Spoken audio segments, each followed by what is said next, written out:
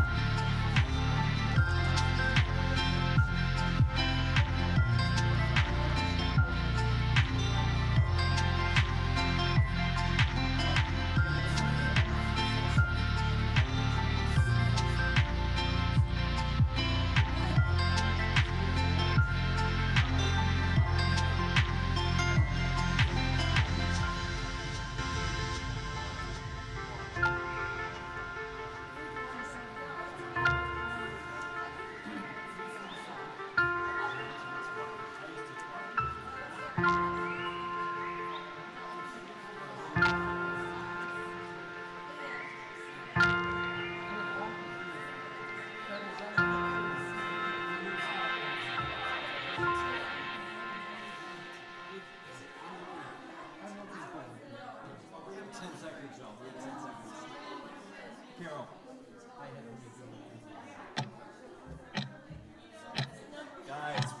we got 1 second. We're up. 347.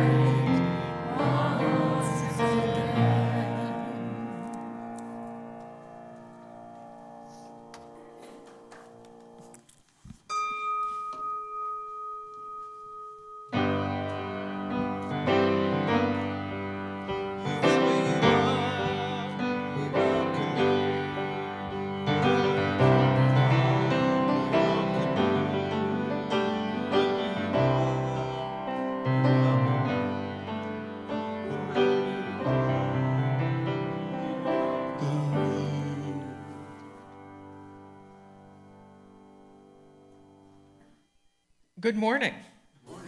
And welcome to the First Unitarian Church of Toledo on this 9th day of March, 2025. It might be just past 11 o'clock, but thanks to daylight savings time, you're all here an hour earlier than usual. I'm Rebecca Phillips, today's service associate, and I'm here with Tim Barger, the Toledo Unitarian senior minister. Jeffrey Maxey, our music director, is at the piano today and directing our First Unitarian choir. Jenny Gottman, our Director of Lifelong Learning, will tell today's story. And today, our Tech Bay has our producer-director, Krista Schneider, in the director's chair, aided, still off-site, by Walter McGee, our producer who coordinates all things in the Tech Bay.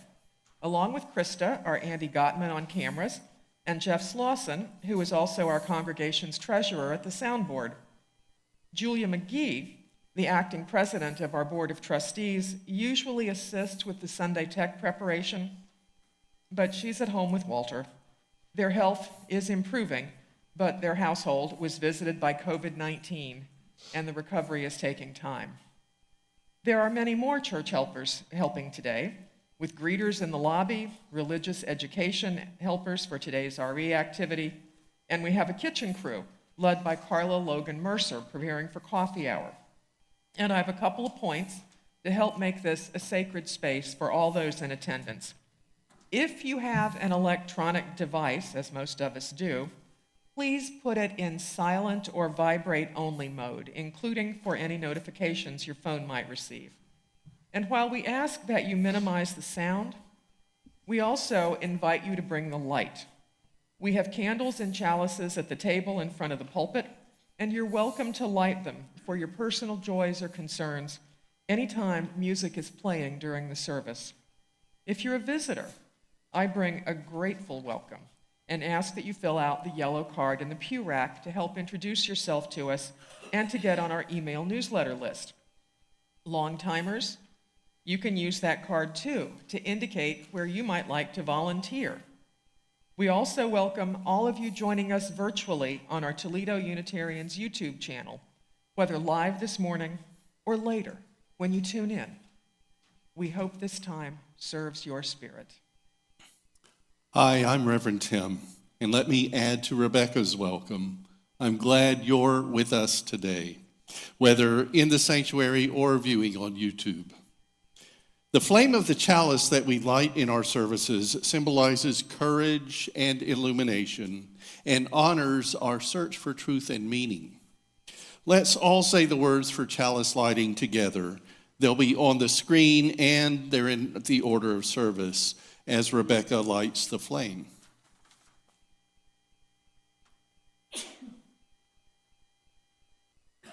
Our chalice has the spirit of Unitarian Universalism. We light it centered in love. May it glow with sacredness and shine for each and for all. Let's continue reciting together with Rebecca leading us in the covenant of our congregation. Love is the doctrine of this church. The quest for truth is its sacrament, and service is its prayer. This is our great covenant, to dwell together in peace, to seek the truth in love, and to help one another.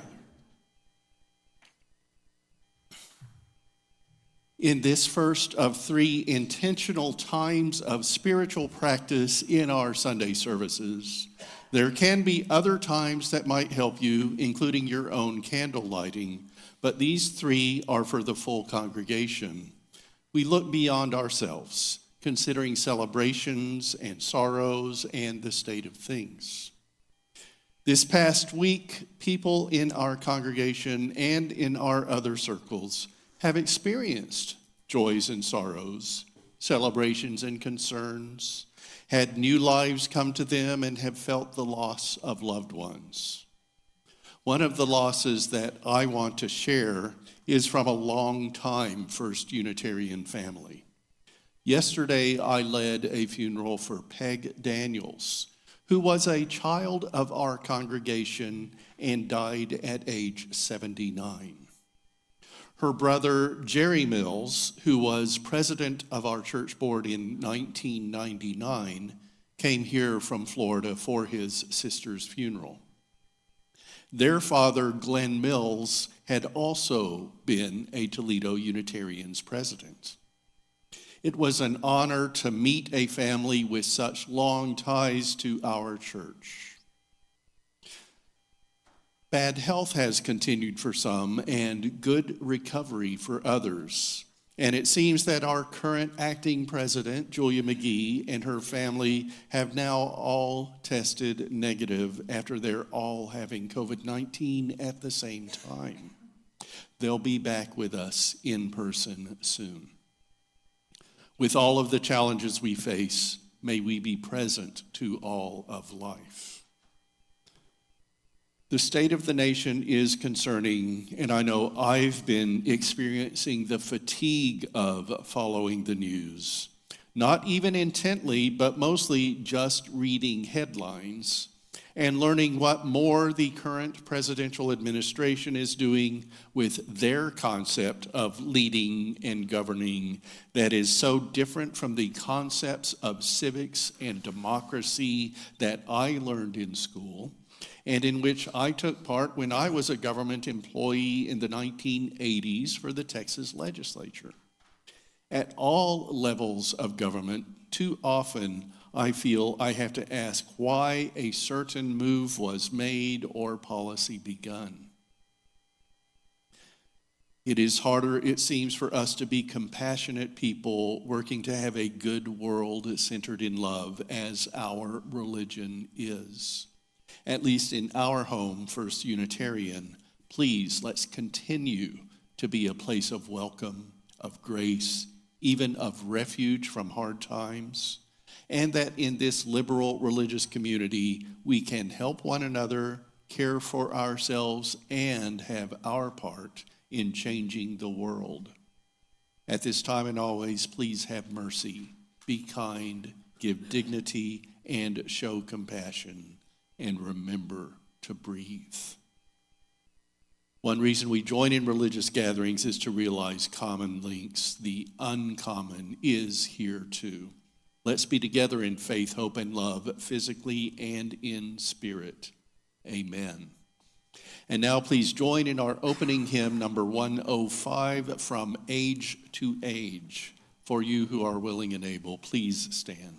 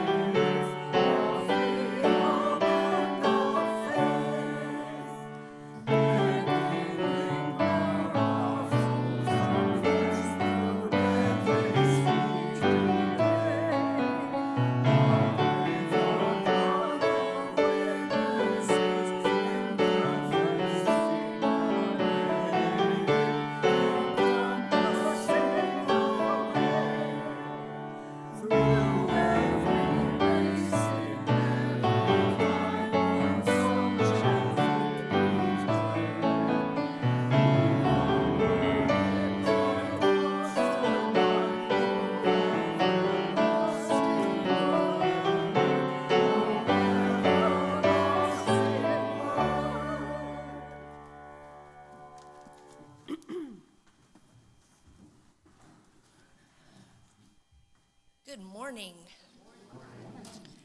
There is a joke that accountants tell that goes like this. Two accountants are walking down the street together when a Porsche passes by them on the road. And one accountant says, "You know, I've always wanted a Porsche." And the other accountant says, "Obviously you haven't." Get it? Yeah, I had to have it explained to me as well.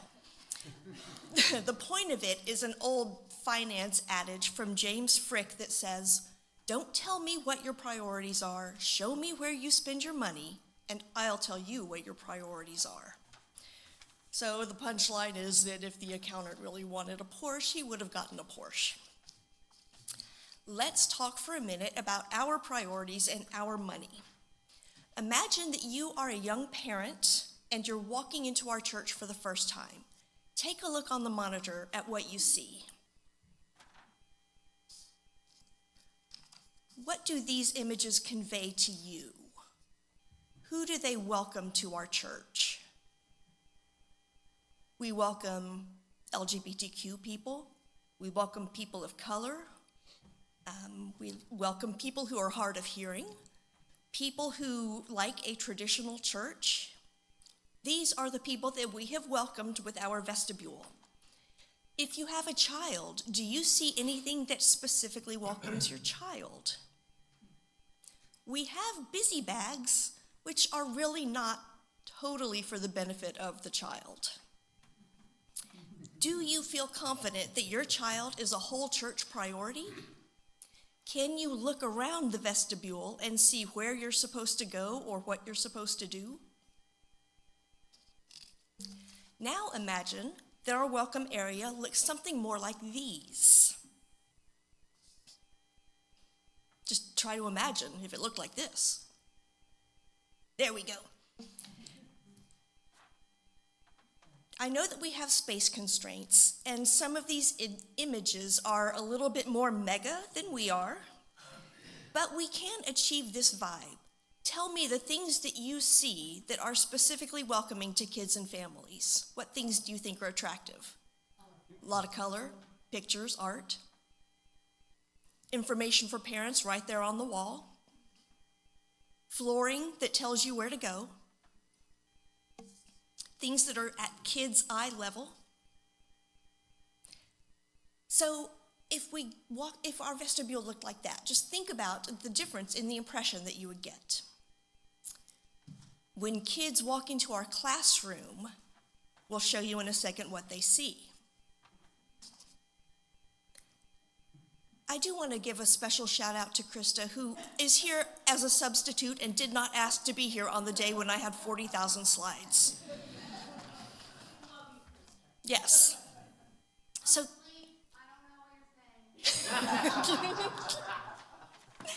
when the kids walk into our classroom, these are the things that they see. What does it look like we prioritize here? Storage. Wow. That was some activities, yes. This is fun. Yes, fun activities. This is a space for kids, for sure. They are not tucked out of the way. The room is definitely for kids, and it is really for a specific kind of kid.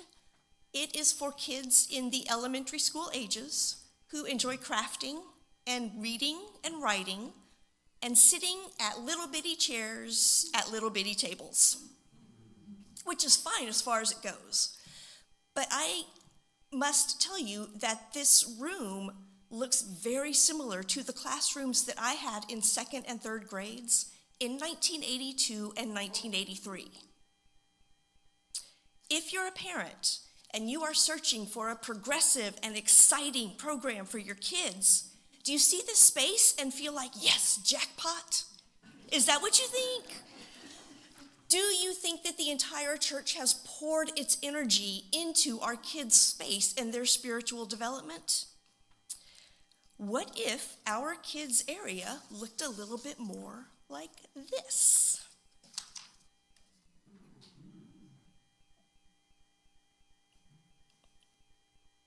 What do you see here that's attractive to kids? The colors, yes, more colors. Art, various types of seating, cubbies for the kids. The floor mats, yes. Gymnastics. Sensory play. Yeah. What? Socket covers. Now you are speaking my language. So, our classrooms could look more like this. Let's also talk about safety and security. We really need a physical checkpoint where the kids enter the children's space and then exit the children's space. We need to have some kind of physical barrier between our front entry doors and the children. We need a definite transition point where the kids leave their teacher's responsibility and become the responsibility of the parents. One financially reasonable option, in my opinion, is to have a pony wall across the entrance to the kids' hallway. Parents can sign their children out when class is over. We can have software that does that job, or we can do it the analog way with attendant seats and attendance sheets, and signatures. And this would create a documented transfer of responsibility from the church to the families. I hate to sound too lawyerly, but we need that. The changes that we need to make are not immense, and they shouldn't be prohibitively expensive. We don't need to budget for a Porsche. A Honda Civic will do us just fine. With just a Honda budget, we can take our kids' space out of the 80s and into 2025 and into the future. We can be more exciting. We can even be compelling. Our message is compelling. We are very cool and awesome people. If we build it, they will come. We need to plan for growth and spend our money on the things we want to achieve. Thank you. Jenny, before you leave, would you please tell us something about your wardrobe today? I know you're not just planning to go to a big box store shopping where people dress like that. Kmart is closed. Kmart is closed. I had to wear my jammies. Today, during the month of March, we are having March Madness when we have a party every Sunday. We've been working very hard. And so today's party is pajamas, pizzas, and popping. So the pizzas are here, the pajamas are here, and we've got some balloon popping games for the kids out in the kids area. So if you happen to hear some muted popping, do not be alarmed.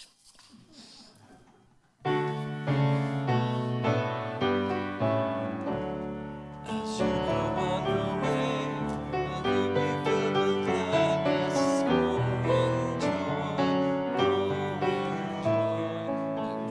bless your day.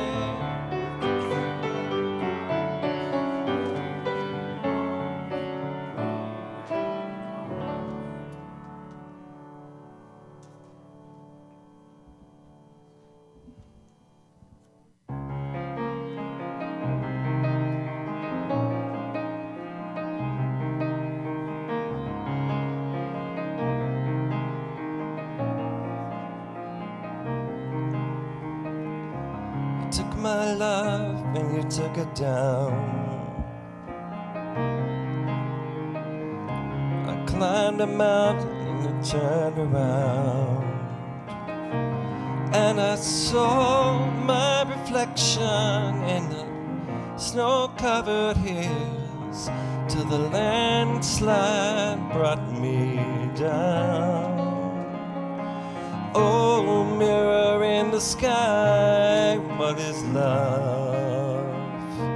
Can the child within my heart rise above? Can I sail through the changing ocean tides? Can I handle the season of my life?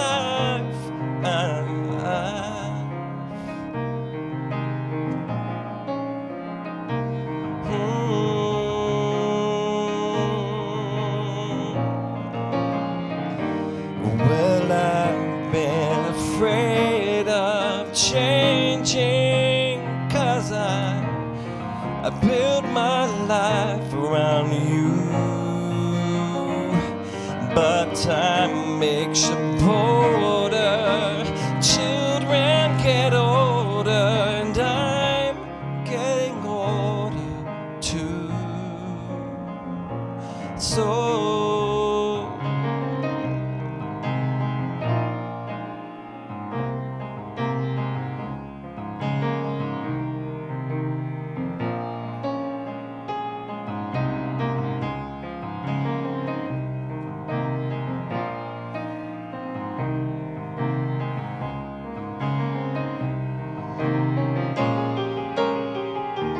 well, I've been afraid of changing, 'cause I built my life around you.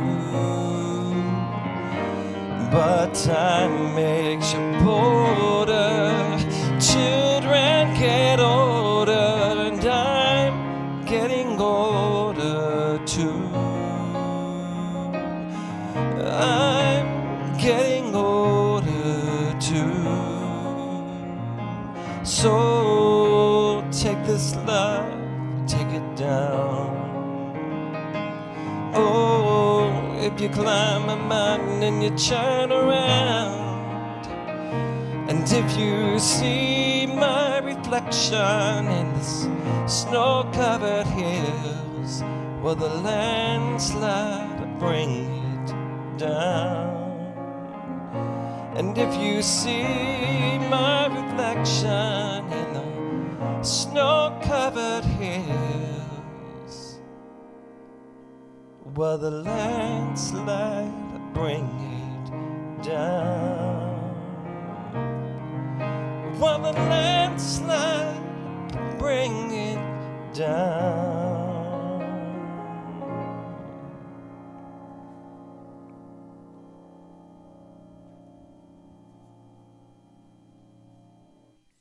Thank you, Jeffrey. As we turn inward for a time of meditation, contemplation, and prayer, I bring a poem by Margaret Williams Braxton, who, besides being a music therapist, served as Director of Religious Education at All Souls Church Unitarian in Washington, D.C. from 1966 to 1970, and was an educational consultant to the Unitarian Universalist Association Department of Education and Social Concern from 1970 to 1975. In the 1970s, she was also on the administrative board of the Unitarian Universalist Women's Federation, and she received an honorary doctorate from Starr King School for the Ministry, a Unitarian Universalist seminary, in 1976. For this time of centering, you might consider contexts for how the words of this poem might be heard. It's Women's History Month. Margaret Williams Braxton wrote from her Black cultural heritage. And today's topic in this service is aging. Someday could have something on those ties between the written lines, or it could speak to you personally in a more private way. This is Someday.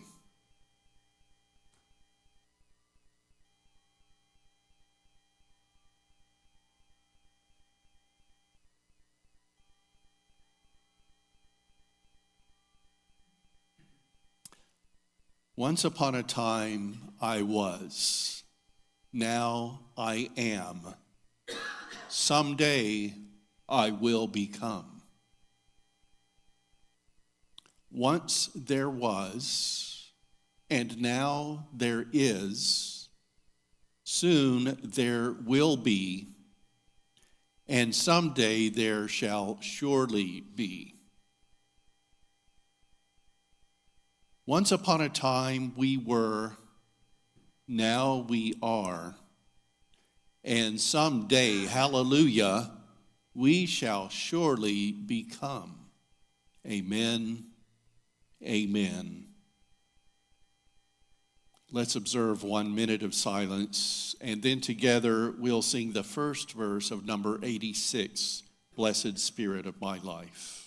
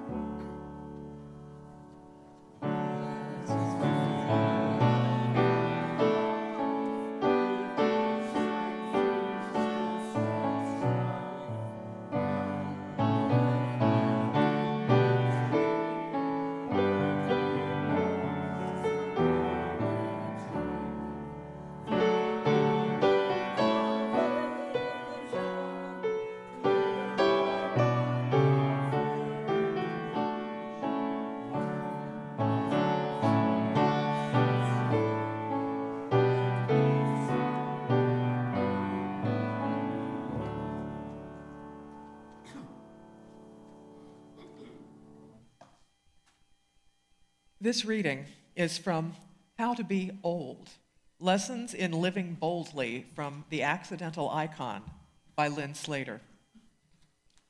Why would I allow my age, only just a number after all, to define who I am or determine how I live my life? Why does everyone feel compelled to keep reminding me of it? Especially because I, like everyone else, am so much more than my age. I, like everyone else, am aging uniquely. So I don't understand why suddenly the edges of my individuality are being sanded down so I can be lumped in with everyone else. How old I am is, hands down, the most boring fact about me.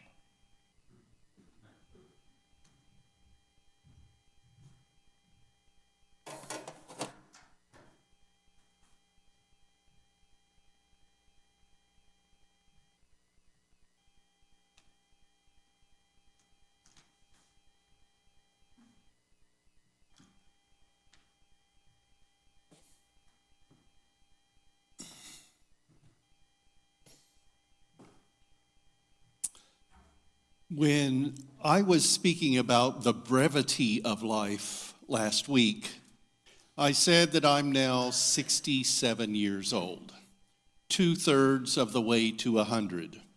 So I don't think I'm in the category anymore of being middle-aged. Using language avoiding specifics about a person's years, a cliched phrase has been a certain age.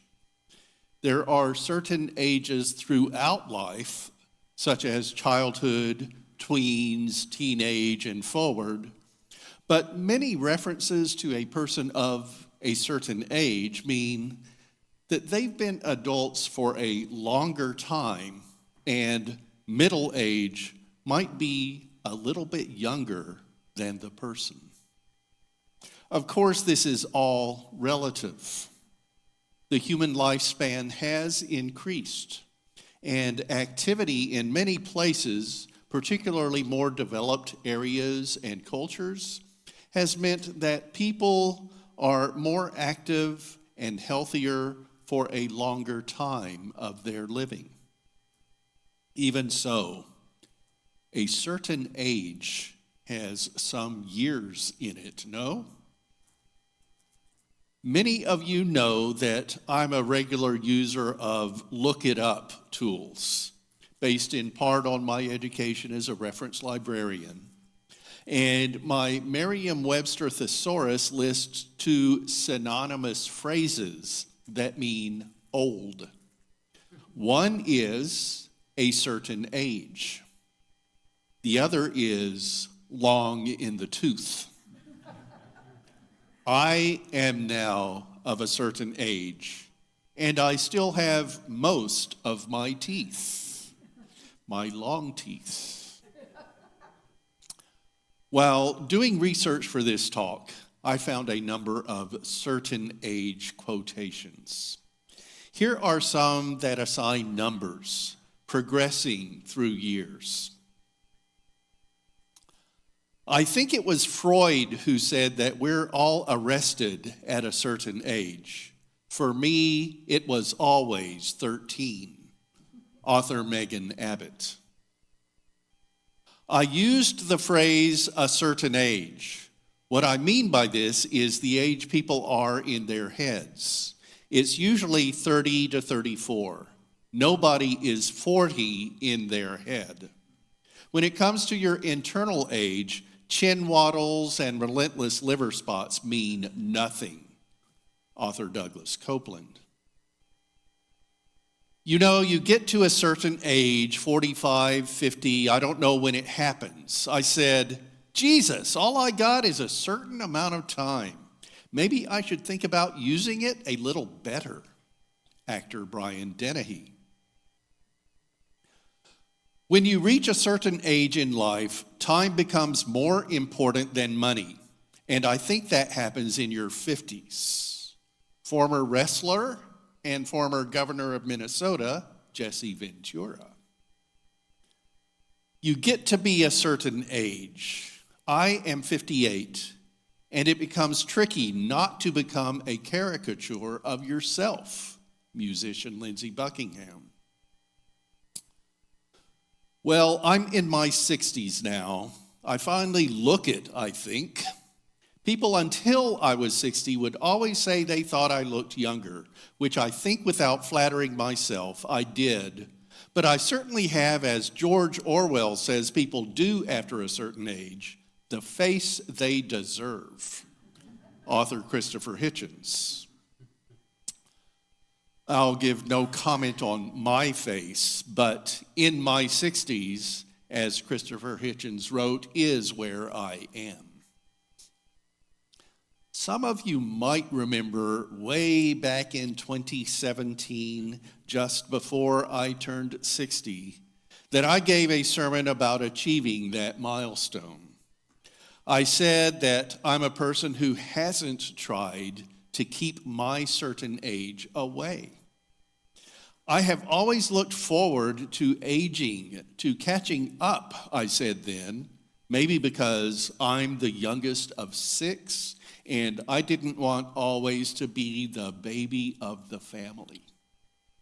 At that turning 60 service, I also said, I don't give credence to the sayings that 60 is the new 40 and 80 is the new 60. 60 is 60, not a new marker for retaining a younger age. At age 67, I keep that observation. 67 is 67, not younger, not older. I continued, in the ways of religion today, there are many people in the congregation who have seen 60 a few years ahead of me, but are still active and engaged in life and in our congregation and are among the leaders here. I add, can't be sure that I'm even demographically in the upper half of the congregation according to age. But we're doing what we can to attract next generations.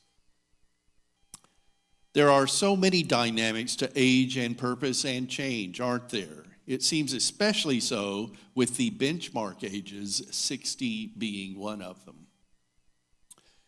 Artist Pablo Picasso said, age only matters when one is aging.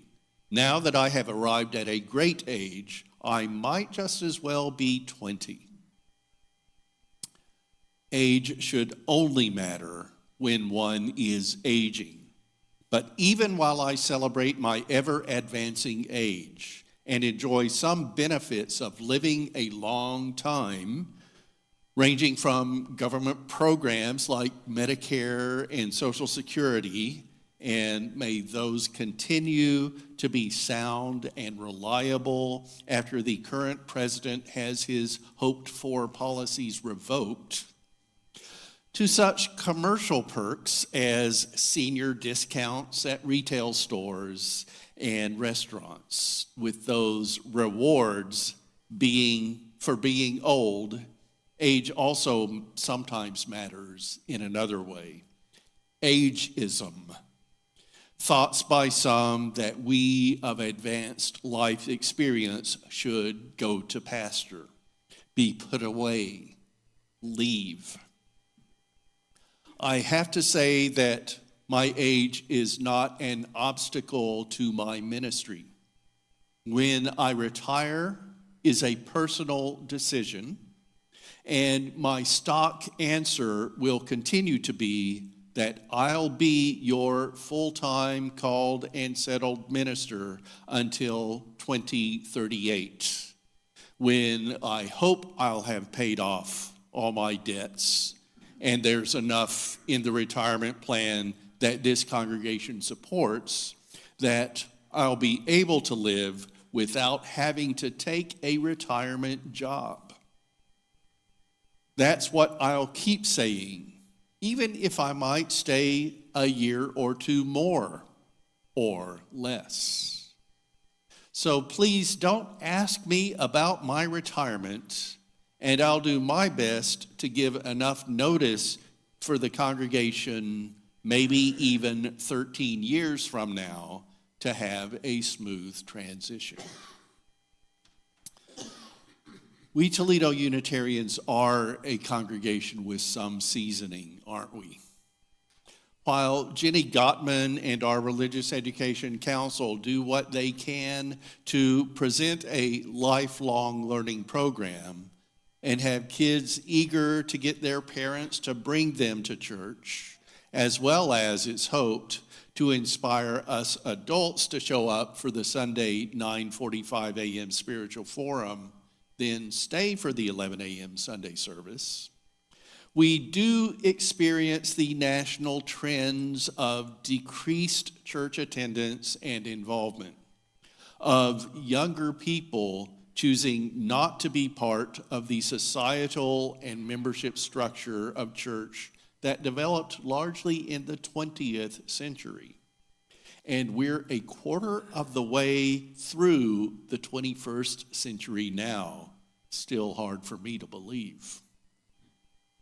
And with that generational drop-off of participation, there's a bit more financial need on us who are here to keep First Unitarian going. We still ask for you to increase the amounts you pledge and to continue to give of your time and talent, such as for board and other volunteer positions.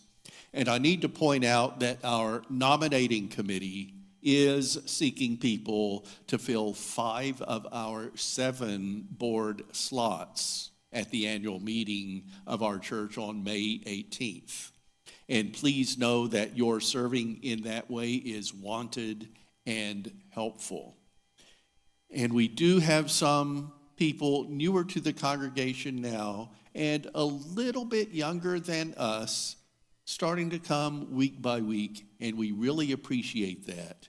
And I'm not going to call any of you old for a long time. But at the same time, I don't want the burden of we need younger people to fall on your shoulders. What this all gets to is that we are First Unitarian Church of Toledo. We haven't packaged it up to give to the next generations. It's still ours, and we're responsible for its health and care. Let's make our best use of our church.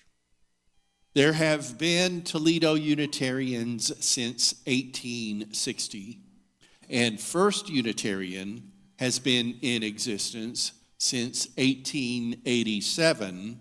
We apparently didn't get around to incorporating until 1899.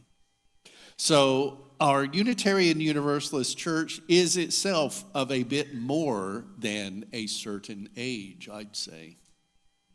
Though it continues to be our responsibility to have it ready when new generations take over leadership, we also need the now. It's not an artifact being preserved, but a living congregation, and we can make of it what we need. Let's make it active, lively, supported by as much participation as we can give it, in body and financially. We're a liberal religion that doesn't claim the certainty of long ago scripture, but instead provide for seeking and sometimes finding, while living shared values centered around love. And that's a lifelong pursuit, isn't it? The musician John Mayer said, "You get to a certain age where you prepare yourself for happiness. Sometimes you never remember to actually get happy." I hope First Unitarian has been one place where you've come to prepare yourself for happiness. Please do remember to be happy too. Love this church and keep it lively. We might be older, but we're active and we're vital to the life of this congregation. One more quotation from a Unitarian. the poet Henry Wadsworth Longfellow. For age is opportunity, no less than youth itself, though in another dress. And as the evening fades away, the sky is filled with stars, invisible by the day. We might see the stars better, know more of the universe, you could say. Find the opportunity of being a certain age. Be wise and be the sage that you are. Blessed be, so be it, and always be a part of life, the universe, and everything. And now we invite Wendy DeBoard and Marna Slauson to tell us more about stewardship. Please listen, participate, and help our church. Go ahead.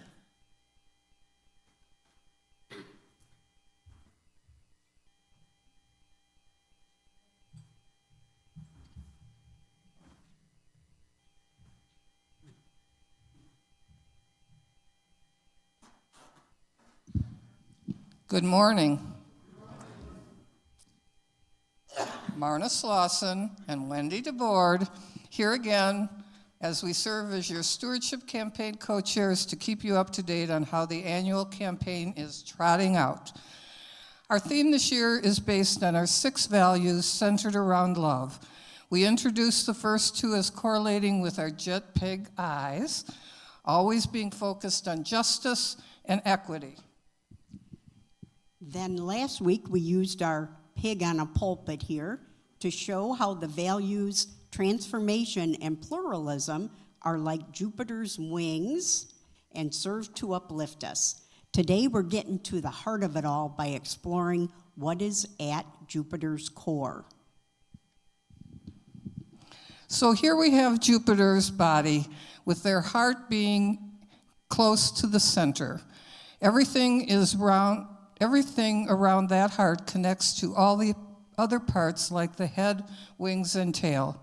Each of those parts are dependent on the heart beating and the brain thinking to be able to do what they were designed to do.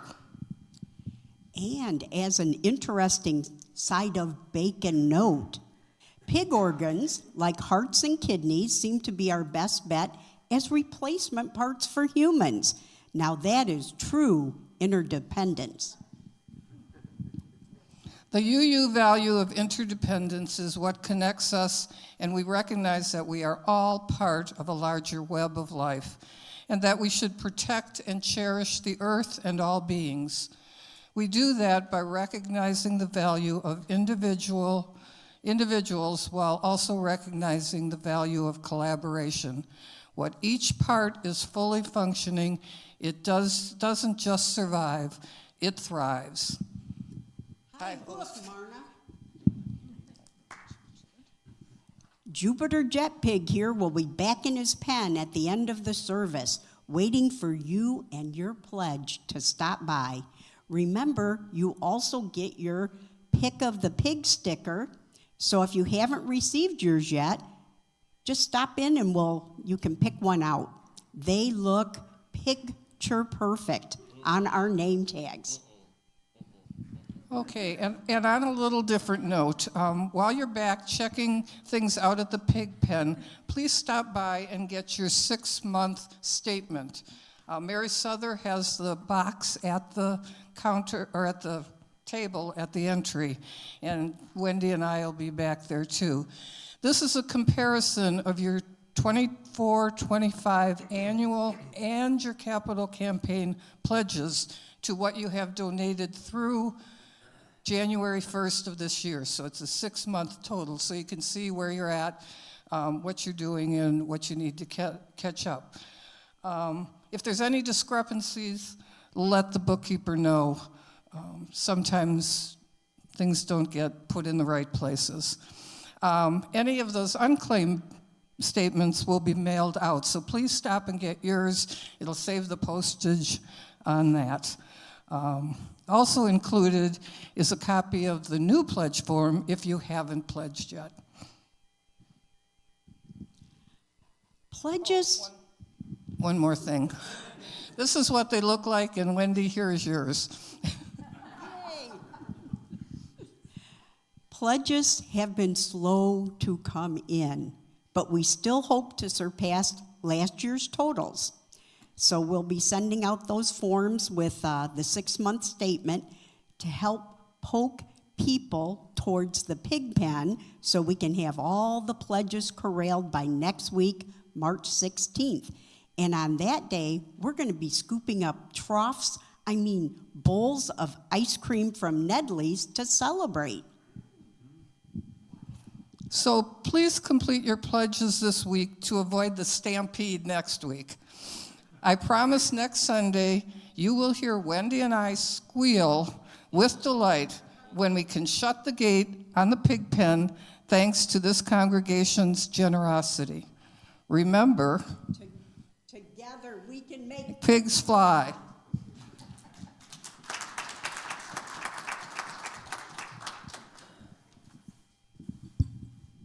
Well, thank you, Wendy and Marna. And thank you for that reminder of how interdependent we all are and everything is. And so let us now give freely and generously an offering to sustain and strengthen this shared religious community, a community of memory, hope, faith, and love. For we are now the keepers of its flame that burns for justice, its dream of beloved community, its vision of a world made whole. First Unitarian Church of Toledo is primarily self-supporting, so members' pledges are important, but it also helps if you put a little extra in the basket. So we'll pass the baskets here in the sanctuary, and all of you, including our YouTube viewers, can donate electronically or by mail. Thank you for helping Unitarian Universalism thrive in Toledo, and for our offertory hymn, let's sing number 16. 'Tis a gift to be simple.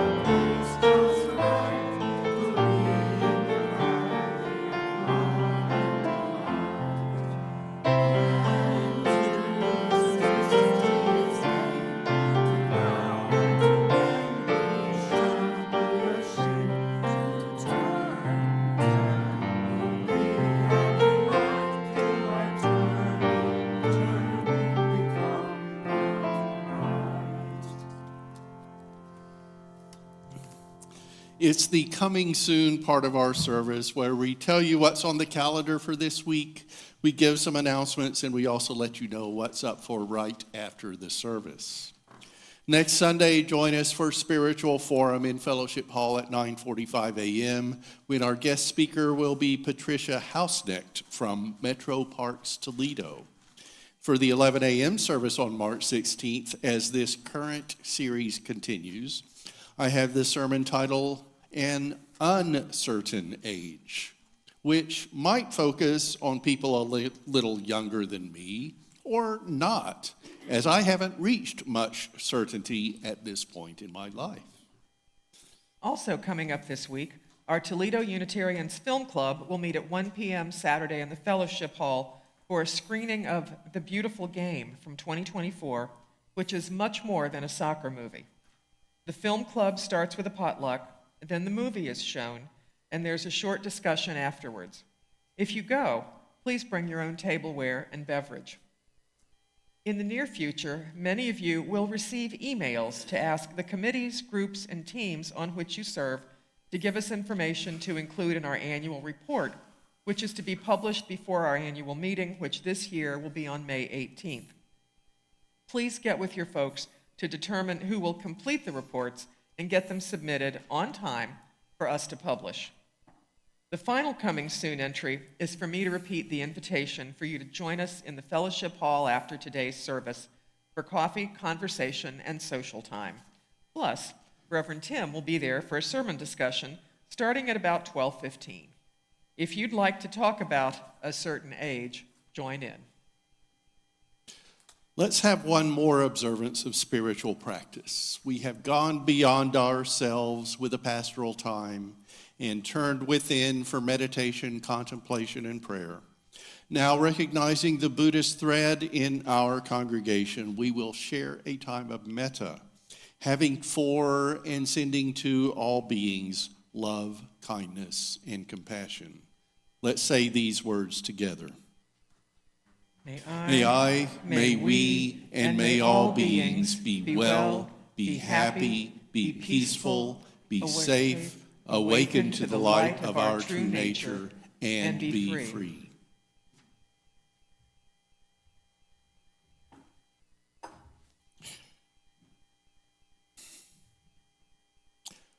Please join me in saying the words on the screen while Rebecca extinguishes the chalice.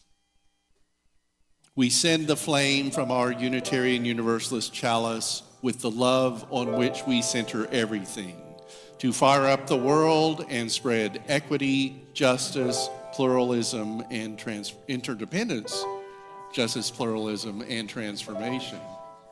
Go in peace, knowing, holding, and centering love in your lives, and sharing love in your actions. Our recessional hymn is number 131, Love Will Guide Us.